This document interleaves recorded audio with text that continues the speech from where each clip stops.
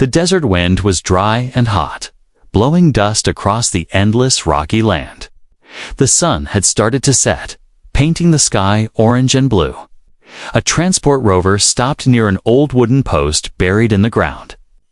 Chains clinked softly as the door opened and a human man stepped out. His name was Cole Harper, a simple cargo runner from Earth's outer colonies. He didn't ask questions about his jobs. He only followed orders. And today, the order was simple. Deliver the alien woman and her child to the buyer. No questions, no delays. Tied to the wooden post, kneeling on the sand, was the alien widow. Her skin was purple, her long dark hair tangled and dusty. She wore old tribal clothes, torn leather and cloth barely holding together. Her hands were chained to the post, her face calm but tired. Behind her, hiding shyly, was a small alien girl, not more than 5 years old. Her skin was also purple, her tiny arms wrapped tightly around her mother's waist. Cole stood there, holding his datapad, waiting for the buyer to arrive. He wasn't supposed to care.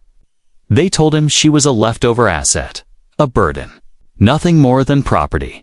But something didn't feel right. The woman looked up slowly. Her eyes were glowing softly in the fading sunlight. They were not angry or fearful, just sad and full of silent strength. Cole cleared his throat. They say you were caught during a raid. Is that true? She didn't answer. Instead, she looked away. Not going to talk, he asked again, softer this time. Still no answer. The little girl peeked from behind her mother. She stared at Cole. Her big, shining eyes were full of fear but also curiosity. Just then, the girl spoke in a small voice. Are you the man who will take us away? The question hit Cole like a punch. He looked at her, then at the chains. He wasn't used to children. He wasn't used to seeing people treated like this. But most of all, he wasn't used to guilt. I'm just delivering you, he muttered, turning away. Suddenly, a loud engine echoed in the distance. The buyer was coming. A heavy black vehicle rolled over the rocks, stopping a few feet from them. A tall, armor-wearing alien man stepped out. He looked cruel, with sharp eyes and a scar running down his face. He threw a small metal cube toward Cole. Your credits. Load them into my vehicle. Cole didn't move. The buyer frowned. Is there a problem, human? Cole looked at the woman and the girl again.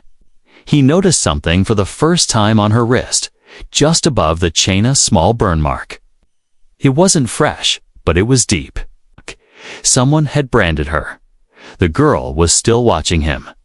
Then, something happened. As the buyer walked forward to grab the woman, the little girl screamed, No. Don't take Mama. She ran and grabbed Cole's leg tightly. Her tiny arms wrapped around his knee. She was shaking. The buyer laughed. Little one is clingy. No worry. She'll break soon. Cole froze. The girl was crying now, pressing her face against his leg. Please, she sobbed. Don't let them hurt Mama again. Those words. Cole slowly knelt down and picked up the girl. She was light, fragile, and shaking like a leaf. He held her gently, awkwardly. Unsure what to do, the buyer was already pulling the woman's chains. Something snapped inside Cole. He stood up, holding the child tight, and stepped between the buyer and the woman. Let go of her, Cole said. The buyer blinked. What? Cole stared him down. Let go. She's not yours anymore. You dare defy the deal. I changed the deal, Cole growled. Refund the credits. I'm taking them with me. The buyer pulled out a small blade. You'll die for this insult. But Cole didn't move. He handed the child to the woman, then reached under his coat and pulled out a shock pistol. I don't want to kill anyone, but you touch them again, I'll bury you in this sand. The tension was thick. For a moment, no one moved. Then the buyer laughed bitterly, stepped back, and spat on the ground. "Fools, you'll regret it." He returned to his vehicle and drove away, disappearing into the fading sunlight. Cole stood there, breathing heavily. The woman looked at him, confused. Why, he didn't answer.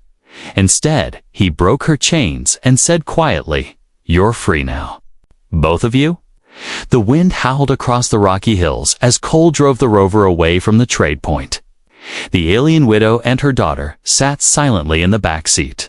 The girl clung tightly to her mother, eyes wide, still unsure if they were safe. Cole gripped the wheel, staring at the endless desert ahead. He had never broken a deal before. Never said no to a buyer. Never risked his life for strangers. But this time, something felt different. He looked into the rear mirror. The woman sat straight, proud but quiet. Her clothes were still torn, and her arms had red marks from the chains. The little girl had her head buried in her mother's chest. "What's your name?" Cole asked finally. There was silence. Then, in a soft voice, the woman replied, "Sira, a T." Nodded. "And your daughter?" "Mira," she said, brushing the girl's hair gently. "She doesn't talk much, not since the soldiers came." Cole didn't ask more. He already knew enough. These weren't criminals or property. They were victims. They drove until nightfall. The stars appeared above, filling the sky with silver light.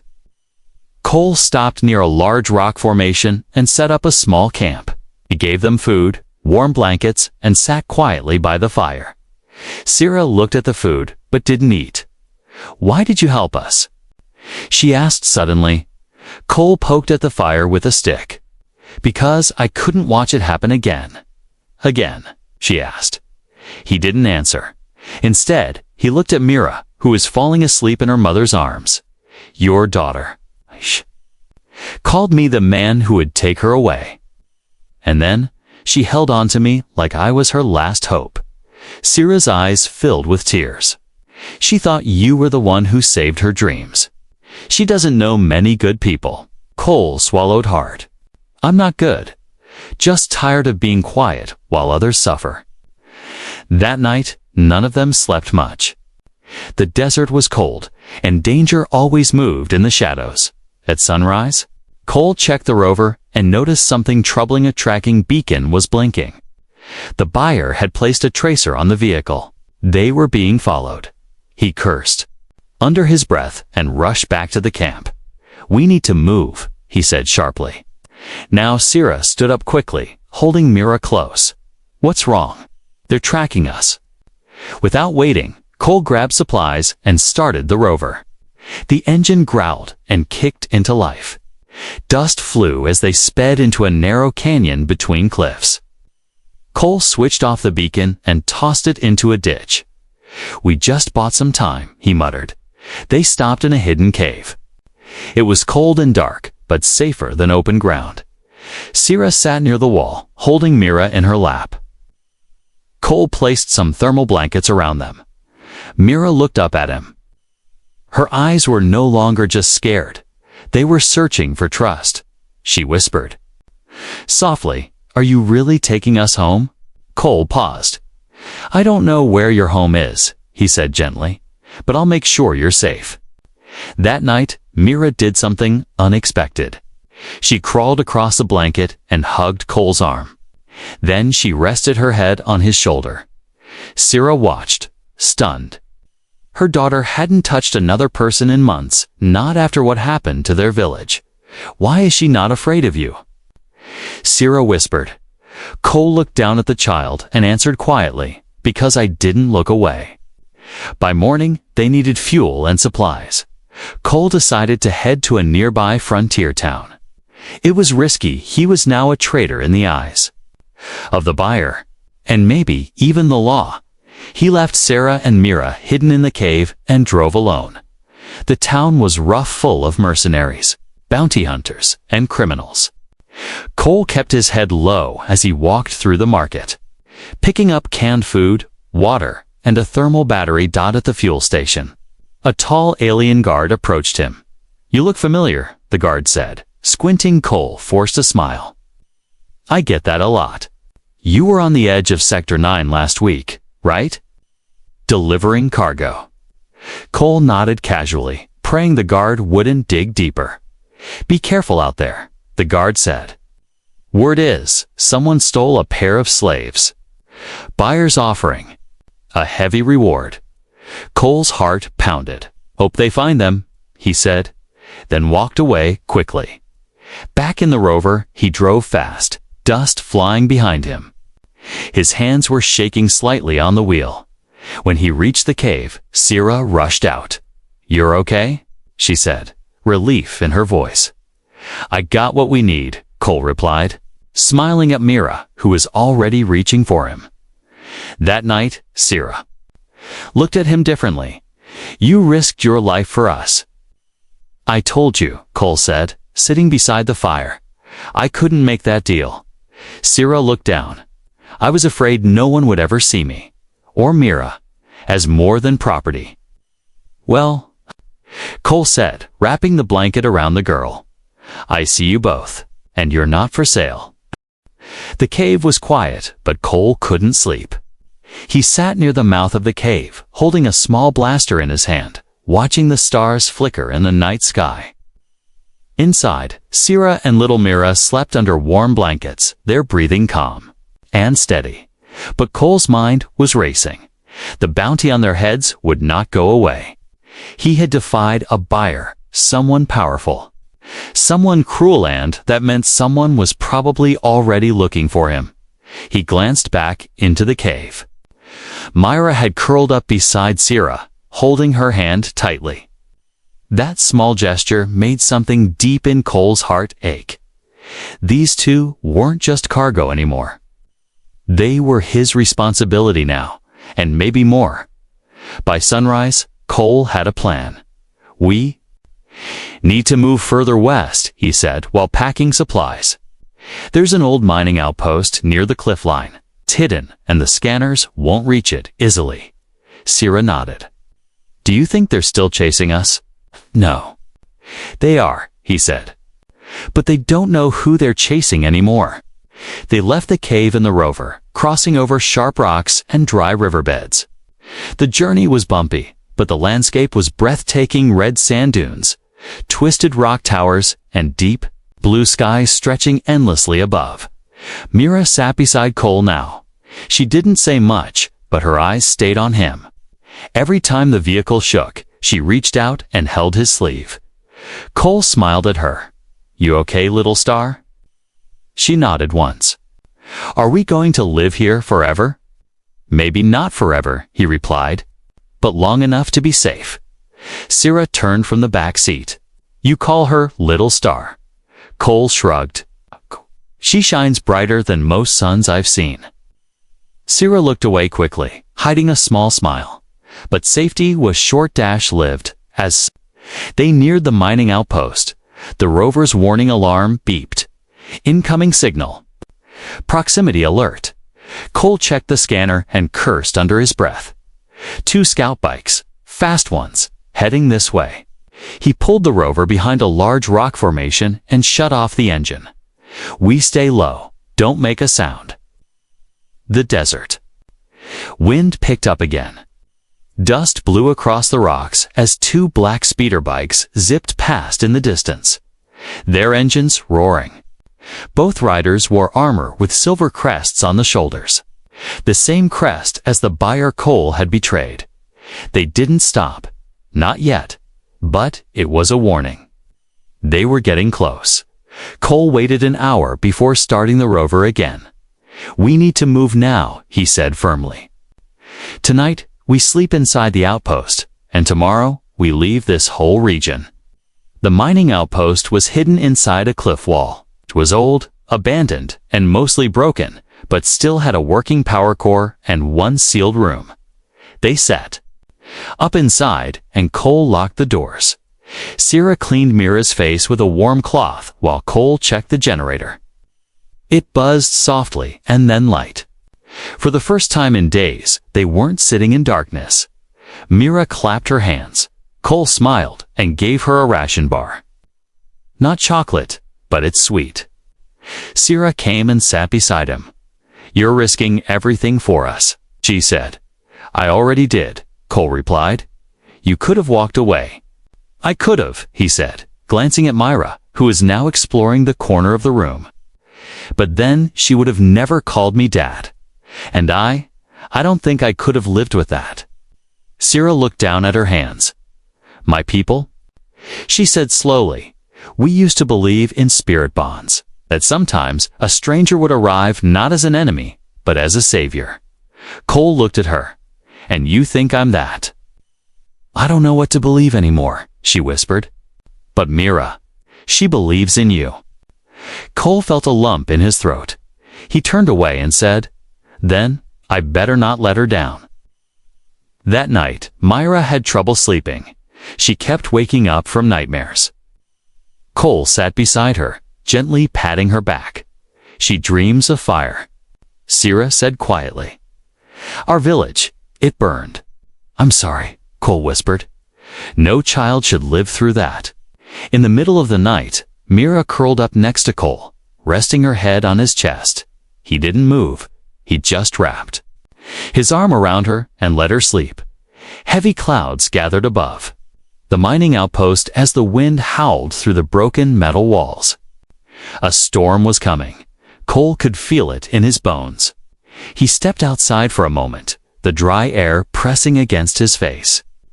In the distance, the sky flickered with soft flashes of lightning crawling along the horizon. Back inside, Sierra was brushing dust off an old blanket while Mira stacked small stones in the corner, pretending they were tiny creatures. Storm's moving fast, Cole said. We'll be stuck here for a few days.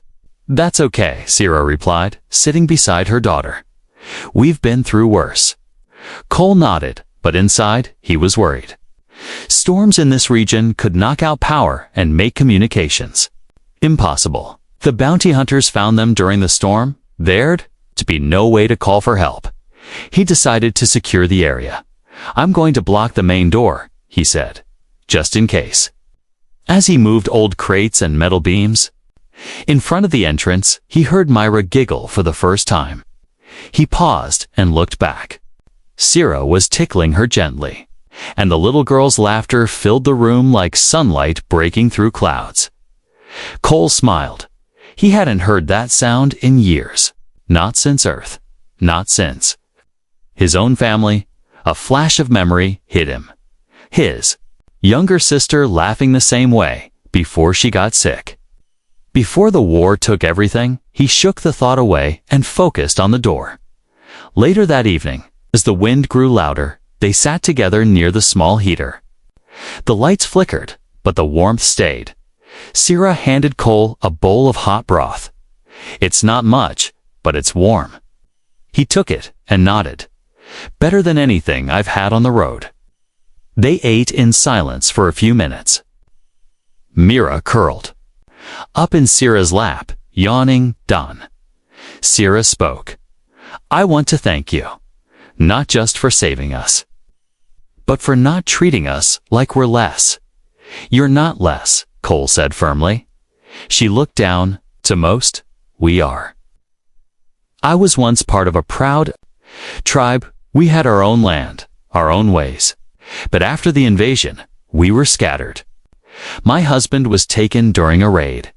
I never saw him again. Cole listened quietly.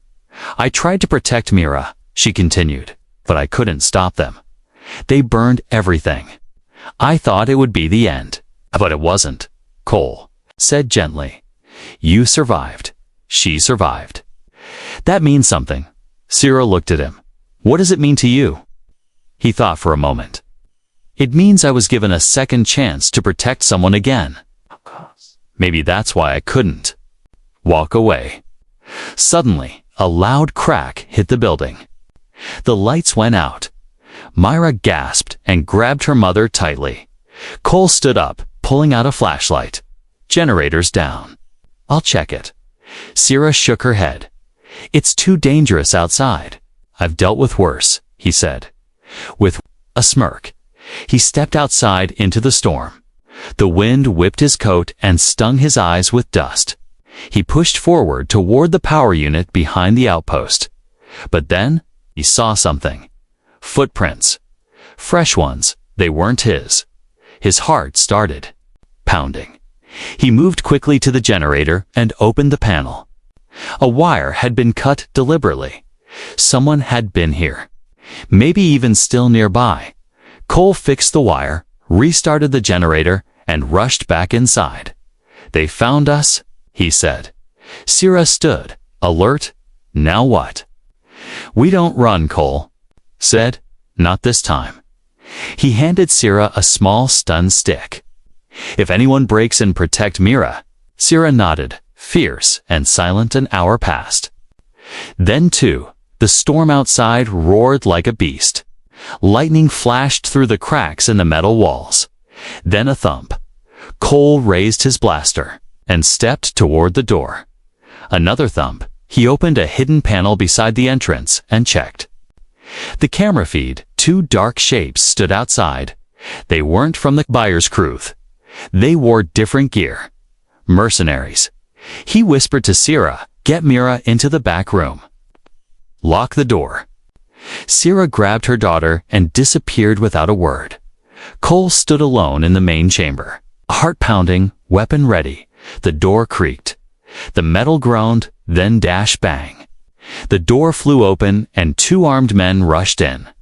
Cole didn't hesitate. He fired one shot to the shoulder, the second to the leg. Both men dropped, groaning in pain. Tell your boss, Cole growled, walking over, that they can't buy everything. Some things, some people, are worth more than credits. He tied them up and dragged them outside, leaving them in the sand. Then he returned inside, breath heavy. Sierra stepped out from the back room. Are we safe? For now, he said. Sitting down, Mira ran out and hugged his leg tightly. Cole bent down, hugged her back, and whispered, as long as I'm breathing, no one will take you away. The storm had passed, but the sky was still gray when Cole stepped outside the outpost. The two mercenaries he had tied up during the night were gone, rescued, or crawled away. He didn't know. But one thing was clear. Time was running out. Inside the outpost, Sarah was cooking something warm over the heat unit. Mira sat beside her, drawing strange shapes in the dust with a piece of coal. Cole watched them for a moment. They looked like a real family, and he was starting to feel like he belonged. But reality returned fast. He turned and checked his comms. Unit again. Still no signal, he muttered. We're cut off. Sierra glanced at him. You'd think they'll come back? They will, Cole said. This time with more weapons, and no warnings. She didn't ask what that meant. She already knew. That evening, Cole took Mira outside to look at the stars. The sky had cleared. She climbed onto a small rock and pointed upward. Which one is your home? She asked softly. He smiled. Earth, that blue one near the edge. It looks cold, she whispered. It used to be warm, Cole said. But the wars changed everything. Mira looked at him. Are we your family now? Cole blinked. The question caught him off guard. Do you want to be? He asked gently. She nodded quickly. Mama says families are who stay with you. Stayed. Cole knelt beside her and hugged her close. Then yes, little star. You're my family.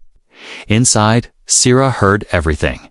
She wiped her eyes and smiled. She had lost everything: her people, her husband, her freedom. But now, something new was growing. Something fragile. Something real. The next morning, Cole checked the rover. It was running low on power. He had one last battery pack. He looked at Sarah. We have to leave this place. Where will we go? There's a safe colony on the far side of the mountain's dome, Station 14. They protect refugees. It's far, but they take in families. Sira nodded. Then we go. He loaded supplies into the rover and packed emergency rations. Mira held her small doll tightly. It was dirty and torn, but precious.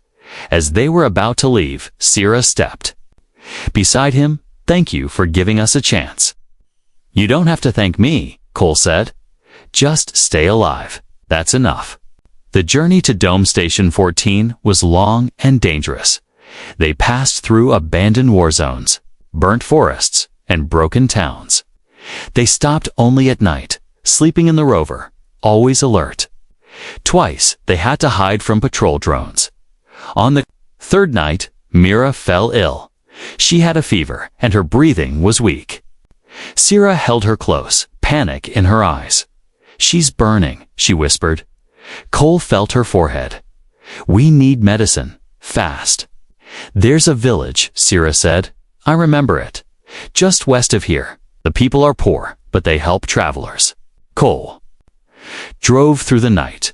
The rover's engine groaned. Fuel levels dropped, finally. They reached the edge of the village. But what he saw made his blood run cold. The village was on fire. Smoke rose into the sky. People screamed. Shadows moved between buildings, mercenaries, looting and burning. Stay here, Cole said, loading his blaster. No, Sira said, I'm coming too. He looked at her. She wasn't just a widow anymore. She was a mother willing to risk everything. They moved through the chaos, avoiding patrols. In a half-burned building, they found an old woman giving out supplies. She had a wrinkled face and kind eyes. Please, Sira begged. Our daughter is sick. The woman gave them herbs and a cooling injector. Go, before they find you, she said. They're looking for a human with an alien wife and child. Cole nodded. Thank you. They rushed back to the rover and gave Mira the medicine. Her fever dropped slowly. Her breathing became steady. Cole sat beside her, holding her small hand. Sira sat on the other side, tears running down her face. She could have died, she whispered, but she didn't. Cole said, We made it. Sira looked at him. You didn't just save us. You fight for us. He looked into her eyes. You're worth fighting for. That night, Sira stayed close to him.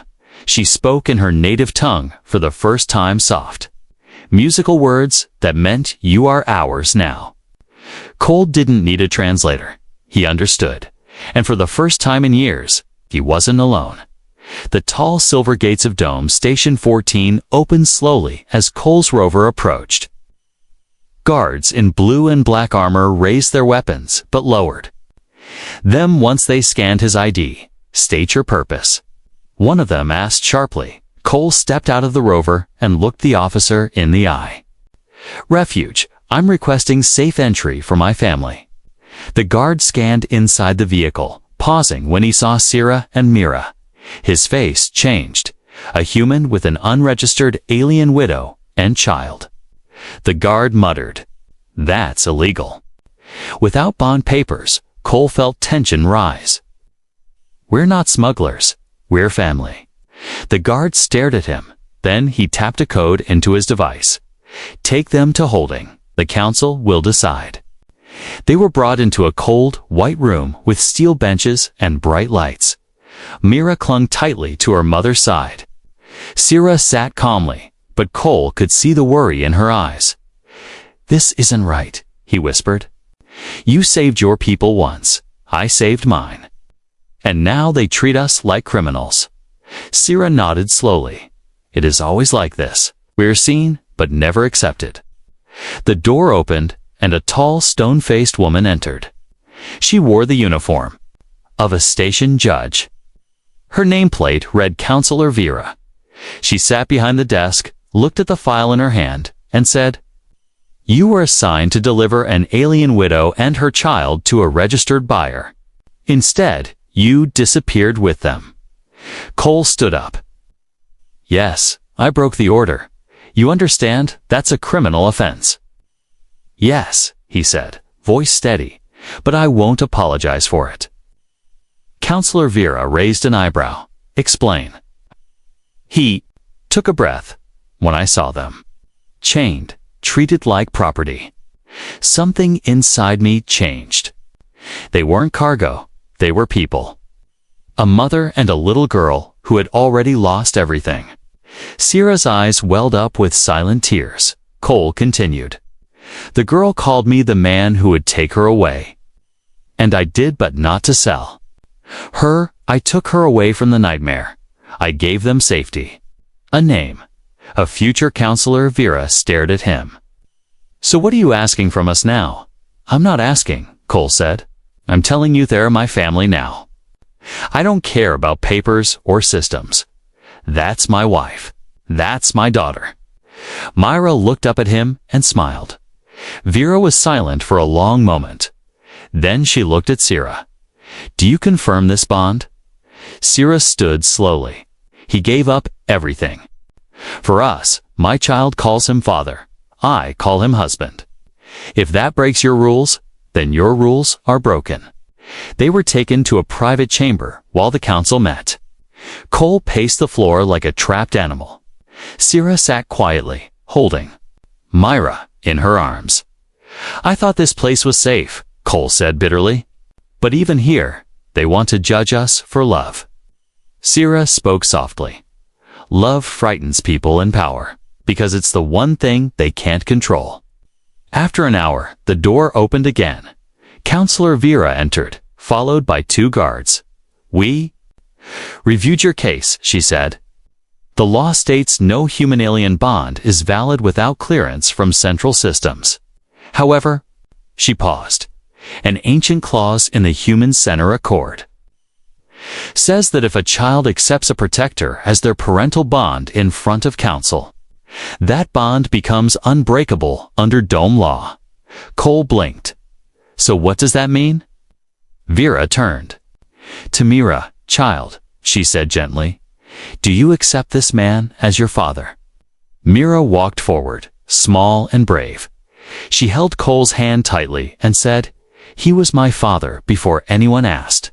He's my dad. Vera nodded. Then, by law, you 3 are now registered as family.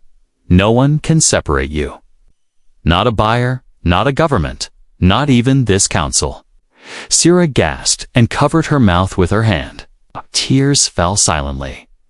Cole knelt down and hugged Mira tightly. Vera added, but you should be warned, the man who ordered the original trade has filed charges. You'll have enemies. Cole Harper. I already do, Cole said, standing up proudly. But now I have something worth protecting. They were given a small apartment within Dome Station. It was quiet, warm, and safe. Sierra decorated the walls with fabrics from her homeworld. Myra painted a star on the window, saying, so Dad can always find us, even in space. Cole came home late one evening after registering their family name. He placed the new ID card on the table. It read, Harper Sonari Family Unit Status. Protected. Sierra looked at the card and then at him. You gave us your name. He smiled. You already gave me something better. A reason to live. She walked toward him, took his hand, and said softly, then live with us. As husband, as father, as our heart. Cole wrapped his arms around both of them. This wasn't survival anymore. This was home. Life inside Dome Station 14 was quiet. For the first time in many months, Cole, Sierra, and little Myra could breathe without fear. The air was clean. The lights stayed on. There were no screams in the night, no burning villages, and no chains around wrists. Their small apartment was not luxurious. It had only 2 rooms, a tiny kitchen, and 1 window that faced the artificial sky dome. But for Cole it felt like a palace. Because in that space, he wasn't alone anymore. Every evening, Mira waited by the door. When Cole returned from his new job helping repair power conduits around the station, she would leap into his arms, shouting, Daddy's home. And every evening, Sarah would meet him with a soft smile, a warm plate of food, and a quiet word. "We're safe. Another day together." One evening, as rain gently fell on the glass above the dome, the family sat together on the small couch. Myra was curled up between them, humming a soft tune her mother had taught her. Sarah turned to Cole. "You still wear the old jacket," she said. He looked down at his dusty coat. "It's all I have left from before." She reached over and touched his shoulder gently. "You've left that life behind. Maybe it's time for a new coat and a new beginning." Cole smiled. "Yeah. What does a father wear when he's off duty?" Sarah laughed for the first time in days. "Something clean." The next day, a surprise came. A message arrived from Central Dome authorities. It was short and simple. "You are now eligible for full citizen status under the Harper-Sonari family unit. Please collect your new documentation." Cole read it 3 times before telling Sarah. She looked at him with a mix of joy and disbelief. "They gave us a name," she whispered. "No," Cole said. "We gave it meaning." At the registration center, the 3 stood together as the officer handed over their ID cards. Mira's had her picture small, big-eyed, and smiling with 2 tiny teeth missing. The officer looked at Cole. "Most families don't survive this process. Yours is rare. You gave up everything for them." Cole replied calmly, "No, I gained everything because of them." Later that week, the community held a local festival under the dome. Lanterns floated upward, music echoed in the halls, and small children ran through the crowd with glowing ribbons. Myra tugged at Cole's sleeve. "Can I wear the shiny dress, Daddy?" He knelt and smiled. "Of course, little star. You'll be the brightest one here." Sarah stepped out, wearing a new dress, soft violet fabric with golden lines running through it. Her hair was braided with care. She looked like a queen, not a widow. When Cole saw her, he froze. "You look stunning," he said. She walked over slowly and whispered, "I was called a slave once, then a burden. Now I am a wife, and I'm proud." He held her hand. "You've always been worth more than they ever saw." They danced slowly beneath the artificial stars. Myra spun in circles around them, laughing. Other families watched with soft smiles, and some even clapped. For the first time in a long, long time, they belonged. Weeks passed. Cole began teaching Mira how to read Earth books. She was quick to learn. Sarah started working in the medical wing as a healer. Her natural instincts helped many refugees feel safe. One day, Myra looked at her parents and asked, "Can I give myself a middle name?" They laughed. "What name do you want?" She thought hard and said proudly, "Hope, because I was sad before, but now I have hope." Sarah kissed her forehead. "Mira, Hope, Harper-Sonari. It suits you." Cole hugged them both. "You gave me hope too." But peace didn't mean forgetting the past. Sometimes, Cole would sit alone at night, staring at the old blaster on the shelf. It reminded him of the man he used to be, the quiet runner, the lonely soul. Now he had purpose. Now he had people to fight for, not just against, and he promised himself, if danger ever returned, he'd protect them with everything he had. But tonight was about laughter, warmth, and one little girl who now danced with no fear. As they stood once again under the dome lights, Cole looked down at Sarah and said softly, "Thank you for trusting me." She smiled up at him. "Thank you for choosing us when no one else did." Mira ran up to them, pulling both their hands. "Let's go home," she said. Cole looked around and realized something. They already were home.